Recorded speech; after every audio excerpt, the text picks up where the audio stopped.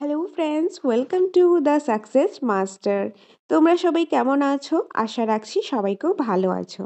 আমি সুস্মিতা। আমি জন্য পলিটি থেকে ভারতীয় সংবিধান দ্য কনস্টিটিউশন অফ ইন্ডিয়া থেকে ইম্পর্টেন্ট একটা পার্ট নিয়ে এসেছি। তো আজকে হলো পার্ট 4। তার আগে আরও 3টা পার্ট করিয়েছি, যারা দেখোনি তোমরা সেটা দেখে নিতে পারো। সো পার্ট 4-এর মধ্যে যে পার্টটা আমি ডিসকাস করব সেটা হলো মৌলিক অধিকার, ফান্ডামেন্টাল রাইটস। ওকে, প্রথমে আমরা কনসেপ্ট দেখে নেব, তারপর আমরা গুরুত্বপূর্ণ কিছু কোশ্চেন আনসারও প্র্যাকটিস করে নেব।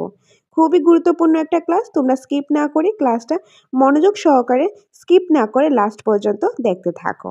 এখন তাহলে শুরু করছি আজকের ক্লাস ভারতীয় সংবিধান থেকে মৌলিক অধিকার। তো প্রথমেই আমরা দেখে নেব মৌলিক অধিকার, ফান্ডামেন্টাল রাইটস। সুস্থ ও সভ্য জীবনযাপনের জন্য একান্তভাবে অপরিহার্য যে অধিকারগুলি প্রায় সকল দেশেই স্বীকৃত তাকে মৌলিক অধিকার বলে। যে সুষ্ঠু ও সভ্যভাবে জীবনযাপন করার জন্য একান্ত অপরিহার্য, খুবই ইম্পর্টেন্ট যে অধিকারগুলি প্রায় সকল দেশেই থাকে, স্বীকৃত থাকে, তাকেই বলা হয় মৌলিক অধিকার বা ফান্ডামেন্টাল রাইটস। ভারতীয় সংবিধানের তৃতীয় অংশ, যে ভারতের সংবিধানের মধ্যে কিছু অংশ রয়েছে, পার্ট রয়েছে, সেই পার্টের ক্লাসগুলো আমরা দেখেছি। তো সেই তৃতীয় অংশের মধ্যে পার্ট 3-র মধ্যে আর্টিকেল নাম্বার 12 থেকে 35, আর্টিকেল নাম্বার 12 থেকে 35 অর্থাৎ 12 থেকে 35 নং ধারায় মৌলিক অধিকারগুলি সম্পর্কে বলা হয়েছে। মৌলিক অধিকার কোনগুলি?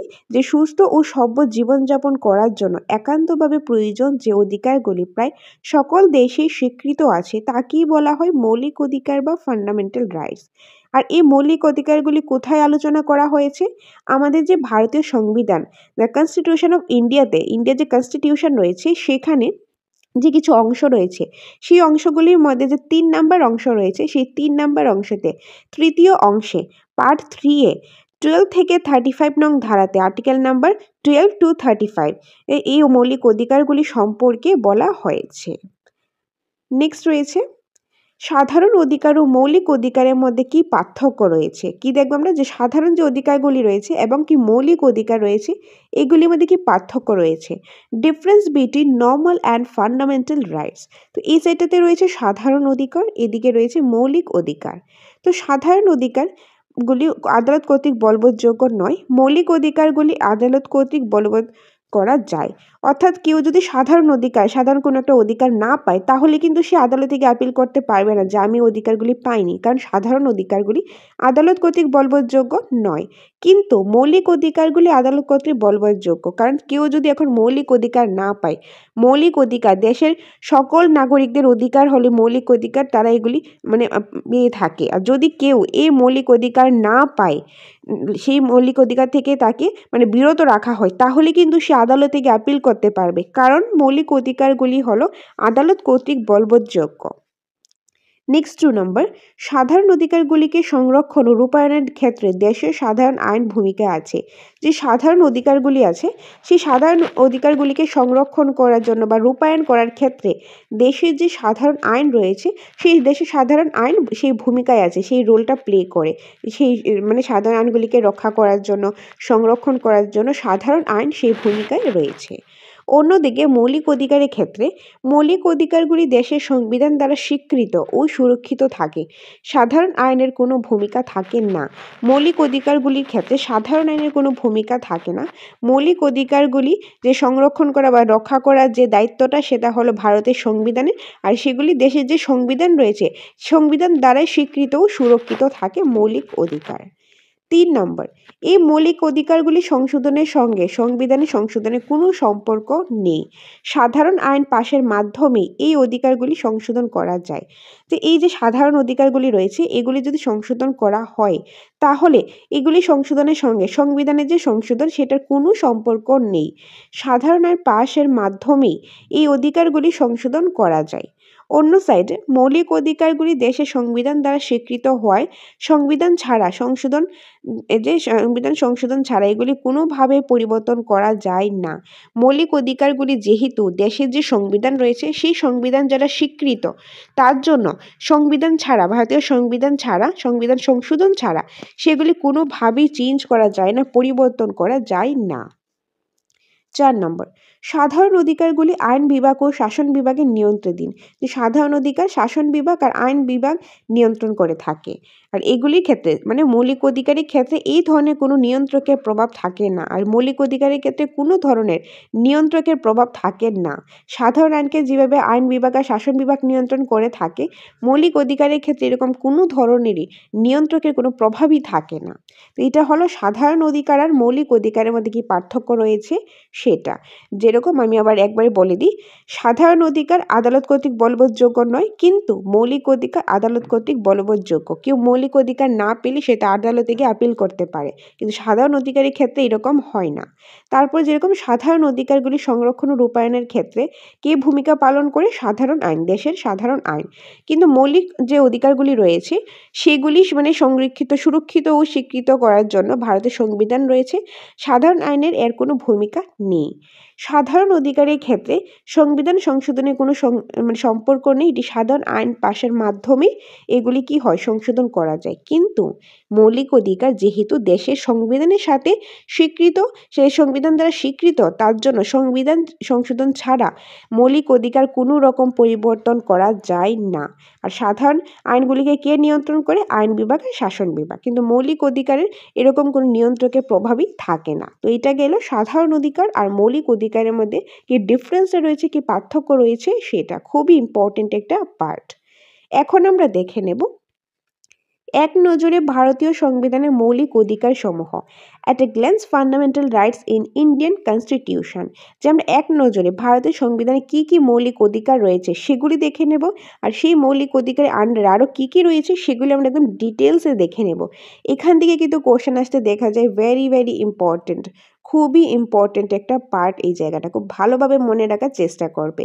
দরকার হলে ভিডিওটা 2 বার 3 বার 4 বার দেখো, প্র্যাকটিস করো, রিভিশন করো, মক টেস্ট দাও, যেভাবেই পারো, যেভাবে তোমাদের সুবিধা সেভাবে পড়ো। কিন্তু খুব ইম্পর্টেন্ট পার্ট, এখান থেকে কিন্তু কোশ্চেন আসতে দেখা যায়। এনিওয়ে, প্রথমেই রয়েছে 1 নম্বর সাম্যের অধিকার, right to equality. Right to equality.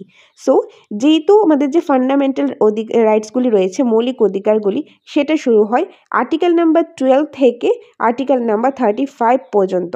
Okay, so তার মধ্যে দেখো প্রথমেই 14 নং ধারা। 14 নং ধারা আইনের চোখে সকলেই সমান। মানে 14 নং ধারাতে বলা হয়েছে যে আইনের চোখে সবাই সমান, কেউ কে ধনী গরিব বড় ছোট মেল ফিমেল এরকম কিছু দেখায় না, আইনের চোখে সবাই সমান। 15 নং ধারাতে বলা হয়েছে জাতি ধর্ম বর্ণ লিঙ্গ বা জন্মস্থানের ভিত্তিতে কোনো রকম বৈষম্যমূলক আচরণ করা যাবে না। 15 নং ধারাতে কি বলা হয়েছে যে কার কোন জাতি বা কোন ধর্ম থেকে বিলং করে, কোন বর্ণ, কোন লিঙ্গ বা কোন জায়গাতে সে জন্ম হয়েছে, সেই এইসবের ভিত্তিতে তার সাথে কোনো রকম বৈষম্যমূলক আচরণ করা যাবে না। 16 নং ধারায় বলা হয়েছে সরকারি চাকরির ক্ষেত্রে প্রত্যেকেই সমান সুযোগ পাবে। যে সরকারি চাকরির ক্ষেত্রে, গভর্নমেন্ট জবের ক্ষেত্রে প্রত্যেকেই সমান সুযোগ পাবে, কেউ বেশি কেউ কম নয়, সবাই সমান সুযোগ পাবে। 17 নং ধারায় বলা হয়েছে অস্পৃশ্যতার বিলোপ সাধন, অস্পৃশ্যতার বিলোপ সাধন ঘটানো। 18 নং ধারা সামরিক ও শিক্ষাক্ষেত্রে ছাড়া বাকি সমস্ত ক্ষেত্রে উপাধির বিলোপ সাধন। যে সামরিক ও শিক্ষাক্ষেত্র ছাড়া বাকি সমস্ত ক্ষেত্রে যে উপাধি দেওয়া হয় সেই উপাধিটা বিলোপ সাধন করা হয়েছে এই 18 নং ধারাতে। আর এই সবগুলি পরে সাম্যের অধিকার, রাইট টু ইকুয়ালিটির আন্ডারে। নেক্সট রয়েছে 2 নম্বরে স্বাধীনতার অধিকার। প্রথমে ছিল সাম্যের অধিকার, এখন হলো স্বাধীনতার অধিকার, অর্থাৎ রাইট টু ফ্রিডম। সো 19 নং ধারাতে কি বলা হয়েছে দেখো, 19 নং ধারায় 6 ধরনের স্বাধীনতার অধিকারে স্বীকৃত হয়েছে।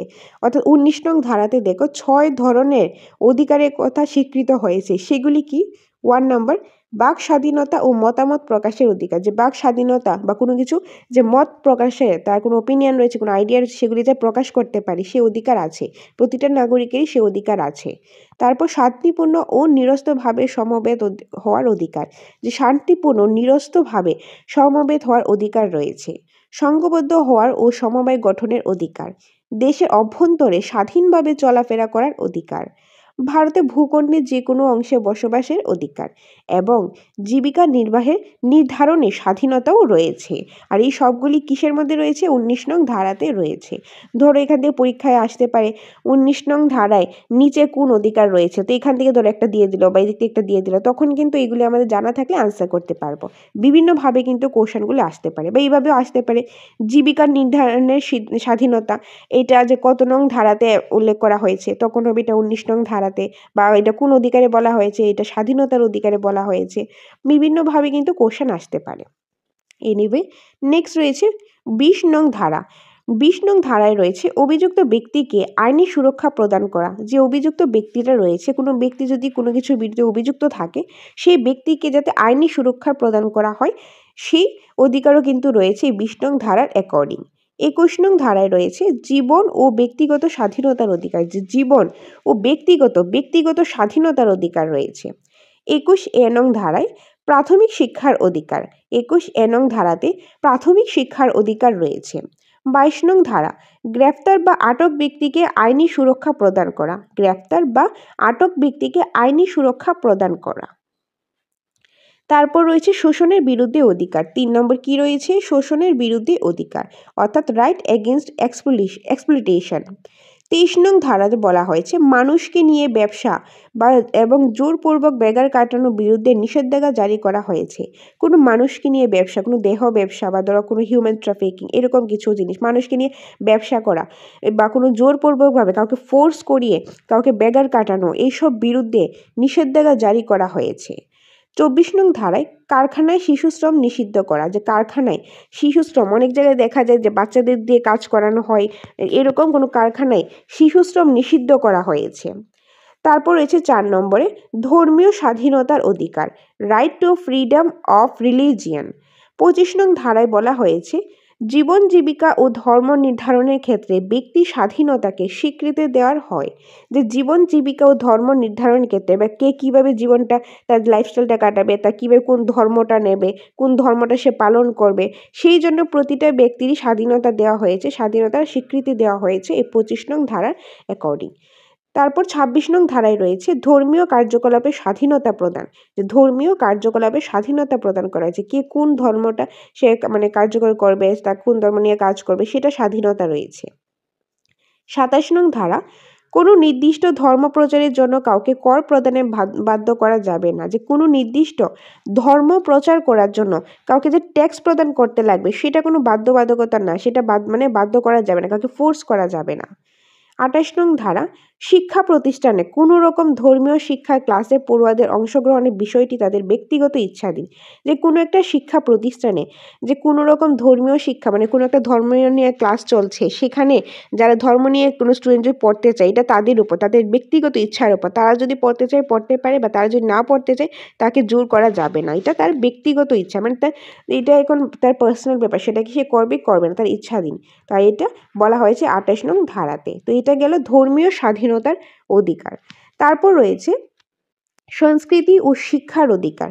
সংস্কৃতি ও শিক্ষার অধিকার, কালচার অ্যান্ড এডুকেশনাল রাইটস। 29 নং ধারা সংখ্যালঘু সম্প্রদায়ভুক্ত মানুষের ভাষা, সাহিত্য ও সংস্কৃতি সংরক্ষণ।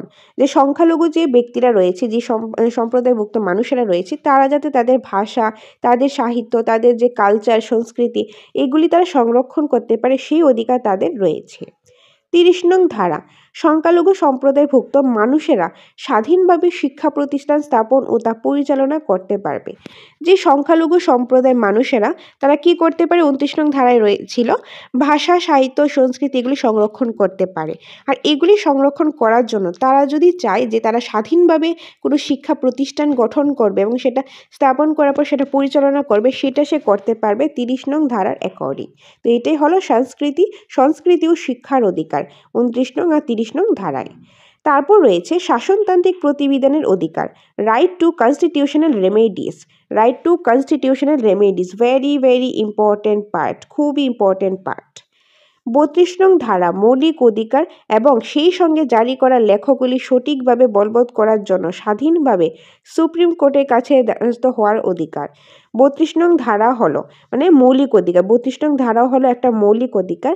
আর সেই সঙ্গে যে লেখাগুলি জারি করা হয় সেগুলি সঠিকভাবে যে কাজ হচ্ছে কিনা, বলবৎ হচ্ছে কিনা, বা সুপ্রিম কোর্টে স্বাধীনভাবে সুপ্রিম কোর্টের কাছে সেগুলি ধারস্থ হওয়ার অধিকার রয়েছে এই 32 নং ধারার অ্যাকর্ডিং। এখন কেউ যদি উপরে যতগুলা যে মৌলিক অধিকার মেনশন করলাম, এখন সেটা সাম্যের অধিকার হোক, স্বাধীনতার অধিকার হোক, সংস্কৃত শিক্ষার অধিকার হোক, যে অধিকারগুলি রয়েছে প্রতিটা মৌলিক অধিকার, কেউ যদি কোনো নাগরিক যদি কোনো মৌলিক অধিকার না পেয়ে থাকে তবে সে 32 নং ধারার অ্যাকর্ডিং ভারতের যে সুপ্রিম কোর্ট রয়েছে সেই সুপ্রিম কোর্টের কাছে গিয়ে কি দ্বারস্থ করতে পারবে, দ্বারস্থ করার অধিকার রয়েছে। আর সেটা কিভাবে সে দ্বারস্থ করবে, কীভাবে সে আপিল করবে, 32 নং ধারার অ্যাকর্ডিং সে আপিল করতে পারবে। আর তার জন্যই 32 নং ধারাকে ডক্টর বি.আর. আম্বেদকর সংবিধানে আত্মা এবং প্রাণকেন্দ্র বলেছেন। কারণ 32 নং ধারার অ্যাকর্ডিং কোনো যদি না পেয়ে থাকে, মানে কোনো যদি মৌলিক অধিকার কেউ না পেয়ে থাকে তাহলে সে সুপ্রিম কোর্টের কাছে যেতে পারবে, 32 নং ধারার অ্যাকর্ডিং সে আপিল করতে পারবে। তার জন্য মিনি কনস্টিটিউশনও বলা হয় এই যে 32 নং ধারাকে, কি বলা হয়, মিনি কনস্টিটিউশনও বলা হয় বা সংবিধানে আত্মা ও প্রাণকেন্দ্রও বলা হয়। তো আশা করি তোমরা এই পার্টটা ভালোভাবে বুঝতে পেরেছো। খুব ভালোভাবে এই জিনিসটা কিন্তু মাথায় রাখবে, এই যে ক্লাসটা খুবই ইম্পর্টেন্ট, খুবই গুরুত্বপূর্ণ একটা ক্লাস। এখান থেকে কিন্তু কোশ্চেন আসতে দেখা যায়। এনিওয়ে, নেক্সট রয়েছে সম্পত্তির অধিকার, রাইট টু প্রপার্টি। সম্পত্তির অধিকার মূল সংবিধানে 31 ধারায় মৌলিক অধিকার হিসাবে স্বীকৃত ছিল। 1978 সালে 44তম সংবিধান সংশোধনের মাধ্যমে সম্পত্তির অধিকার মৌলিক অধিকার থেকে বাতিল হয়ে যায়। বর্তমানে এটি 301 নং ধারায় একটি সাধারণ আইনগত অধিকার হিসাবে স্বীকৃতি লাভ করেছে। অর্থাৎ এই যে সম্পত্তির অধিকার, রাইট টু প্রপার্টি, এইটা আগে যখন মূল সংবিধানটা লেখা হয়েছিল, লিপিবদ্ধ করা হয়েছিল, তখন সেটা সম্পত্তির অধিকারটা মৌলিক অধিকারেরই পার্ট ছিল আর সেটা 31 নং ধারায় ছিল। কিন্তু পরবর্তী সময়ে 1978 সালে 44তম সংবিধান যখন সংশোধন করেছিল, সেই সংবিধান সংশোধনের মাধ্যমে সম্পত্তির অধিকারটাকে মৌলিক অধিকার থেকে বাতিল করে দেয়, বাদ দিয়ে এটাকে বর্তমানে 301 নং ধারায় একটি সাধারণ আইনগত অধিকার হিসাবে স্বীকৃতি লাভ করেছে। তো বর্তমানে সম্পত্তির অধিকার মৌলিক অধিকারের আন্ডারে পড়ে না, এটা হলো একটা সাধারণ অধিকার। নেক্সট, গোপনীয়তার অধিকার, রাইট টু প্রাইভেসি। 2017 সালে 24 আগস্ট ভারতের সুপ্রিম কোর্ট নাগরিকদের গোপনীয়তাকে মৌলিক অধিকার হিসাবে স্বীকৃতি দেয়। 2017 সালে 24 আগস্ট ভারতের সুপ্রিম কোর্ট যে নাগরিকদের গোপনীয়তাকে মৌলিক অধিকার হিসাবে স্বীকৃতি দেয়। উক্ত রায় প্রসঙ্গে সুপ্রিম কোর্ট জানায়, জীবন ও ব্যক্তিগত স্বাধীনতা অধিকারের সঙ্গে ওতপ্রোত জড়িয়ে আছে নাগরিকের গোপনীয়তার অধিকারও। সংবিধানে 21 নং ধারায় ওই দুইটি মৌলিক অধিকারের কথা বলা হয়েছে, তাই গোপনীয়তা মৌলিক অধিকারের পর্যায়েই পড়ে। সো এই যে গোপনীয়তা অধিকার, রাইট টু প্রাইভেসি, এটা 2017 সালে 24 আগস্ট ভারতীয় সুপ্রিম কোর্ট নাগরিকদের গোপনীয়তাকে মৌলিক অধিকার হিসাবে স্বীকৃতি দিয়েছে। তো উক্ত যে রায় প্রসঙ্গে সুপ্রিম কোর্ট এটাও জানায় যে জীবন ও ব্যক্তিগত স্বাধীনতার যে অধিকার সেটার সঙ্গে ওতপ্রোতভাবে জড়িয়ে আছে। জীবন ও ব্যক্তিগত স্বাধীনতার অধিকার যেটা সংবিধানে 21 নং ধারার মধ্যে ছিল, তো সেটার সাথে এই গোপনীয়তার অধিকারটা মানে জড়িয়ে আছে, এটা রিলেটেড। তার জন্যই বলা হয়েছে গোপনীয়তার অধিকারও কিন্তু এটা মৌলিক অধিকারের পর্যায়েই পড়ে। তো রাইট টু প্রাইভেসি একটা মৌলিক অধিকারের পর্যায়েই পড়ে। এখন কেউ যদি কারো প্রাইভেসি নিয়ে কোনো কিছু মানে ছেড়কার হয়ে থাকে তাহলে কিন্তু তাহলে কি করতে পারবে, 21 নং ধারার অ্যাকর্ডিং সে মানে কি করতে পারবে, সুপ্রিম কোর্টে কিন্তু আপিল করতে পারবে। কারণ গোপনীয়তা অধিকার, রাইট টু প্রাইভেসি হলো একটা মৌলিক অধিকারের পর্যায়ে কিন্তু পড়ে। তো এটা গেল সম্পত্তির অধিকার আর গোপনীয়তার অধিকার। নেক্সট রয়েছে কোশ্চেন আনসার। এখন দেখবো আমরা কোশ্চেন আনসার। প্রথমেই আমরা কি দেখলাম, প্রথমে আমরা কনসেপ্টটা দেখে নিলাম, কি যে ফান্ডামেন্টাল রাইটস রয়েছে সেগুলো আমরা ডিটেলসে দেখে নিলাম, কোনটার আন্ডারে কী রয়েছে সবটাই দেখলাম। এখন আমরা দেখব ইম্পর্টেন্ট কিছু কোশ্চেন আনসার। সো 1 নাম্বার, ভারতীয় সংবিধানের কোন অংশে বা পার্ট মৌলিক অধিকার সম্পর্কে আলোচনা করা হয়েছে? 3য় অংশে, পার্ট 3-এ। ভারতীয় সংবিধানে কোন কোন ধারায় আর্টিকেল মৌলিক অধিকার সম্পর্কে আলোচনা করা হয়েছে? 12 থেকে 35 নং ধারায়। ওকে, যদি বলা হয় যে মৌলিক অধিকার তাহলে 12 থেকে 35, আর যদি বলা হয় মৌলিক কর্তব্য মানে ফান্ডামেন্টাল ডিউটিস তখন হয়ে যাবে 36 to 51। এনিওয়ে নেক্সট রয়েছে মৌলিক অধিকারগুলি আদালত কর্তৃক বলবৎযোগ্য কি? হ্যাঁ, বলবৎযোগ্য। মৌলিক অধিকার কেউ না পেলে সে আদালতে গিয়ে আপিল করতে পারবে, তাই এটি বলবৎযোগ্য। 4 নম্বরে রয়েছে সাধারণ অধিকারগুলো আদালত কর্তৃক বলবৎযোগ্য কি? না, সাধারণ যে অধিকারগুলি সেগুলি আদালত কর্তৃক বলবৎযোগ্য নয়। কেউ সাধারণ অধিকার না পেলে সেইগুলি নিয়ে আদালতে গিয়ে আপিল করতে পারবে না। সাম্যের অধিকার কত থেকে কত নং ধারা পর্যন্ত রয়েছে? 12 থেকে 18 নং ধারা পর্যন্ত সাম্যের অধিকার রয়েছে। অস্পৃশ্যতার বিলোপ সাধারণ কত নং ধারায় রয়েছে? 17 নং ধারায় রয়েছে অস্পৃশ্যতার বিলোপ। তারপর আইনের চোখে সকলেই সমান, এটি কত নং ধারায় রয়েছে? 14 নং ধারায় রয়েছে। স্বাধীনতার অধিকার কত থেকে কত নং ধারায় রয়েছে? 19 থেকে 22 নং ধারায় রয়েছে। জীবন ও ব্যক্তিগত স্বাধীনতার অধিকার কোন ধারায় রয়েছে? 21 নং ধারায় রয়েছে। জীবন ও ব্যক্তি স্বাধীনতার অধিকার 21 নং ধারায় রয়েছে। তারপর রয়েছে প্রাথমিক শিক্ষার অধিকার, এটি কোন ধারায়? 21 নং ধারায়। গ্রেফতার বা আটক ব্যক্তিকে আইনি সুরক্ষা প্রদান করা হয় কোন ধারায়? 22 নং ধারায়। শোষণের বিরুদ্ধে অধিকার কত থেকে কত নং ধারায় রয়েছে? 23 থেকে 24 নং ধারায় রয়েছে। 13 নম্বরে রয়েছে কারখানায় শিশু শ্রম নিষিদ্ধ করা হয় কত নং ধারায়? যে 28 নং ধারায়। ধর্মীয় স্বাধীনতার অধিকার কত থেকে কত নং ধারায় রয়েছে? 25 থেকে 28 নং ধারায় রয়েছে। 25 থেকে 28 নং ধারায় রয়েছে। কোন নির্দিষ্ট ধর্ম প্রচারের জন্য কাউকে কর প্রদান বাধ্য করা যাবে না, এটি কত নং ধারায় রয়েছে? এটি 27 নং ধারায় রয়েছে। তারপর দেখো 16 নম্বরে সংস্কৃতি ও শিক্ষার অধিকার কত থেকে কত নং ধারায় রয়েছে? 29 থেকে 30 নং ধারায় রয়েছে।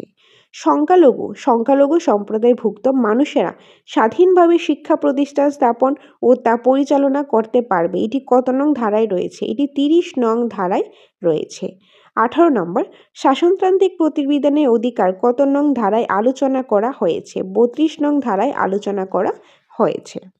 19 নম্বরে রয়েছে সম্পত্তির অধিকার মূল সংবিধানে কত নং ধারায় ছিল? 31 নং ধারায় ছিল, কিন্তু বর্তমানে কিন্তু সম্পত্তির অধিকার এমন এটা কি মৌলিক অধিকারের মধ্যে পড়ে না, এটা সাধারণ আইনের মধ্যে পড়ে। 20 নম্বর কততম সংবিধান সংশোধনের মাধ্যমে সম্পত্তির অধিকারকে মৌলিক অধিকার থেকে বাদ দেওয়া হয়? 1978 সালে যে 40তম সংবিধান সংশোধনের মাধ্যমে সম্পত্তির অধিকার মৌলিক অধিকার থেকে বাদ দেওয়া হয়। সম্পত্তির অধিকার বর্তমানে কোন অধিকার নামে স্বীকৃত? আইনগত অধিকার নামে স্বীকৃত। আইনগত অধিকার।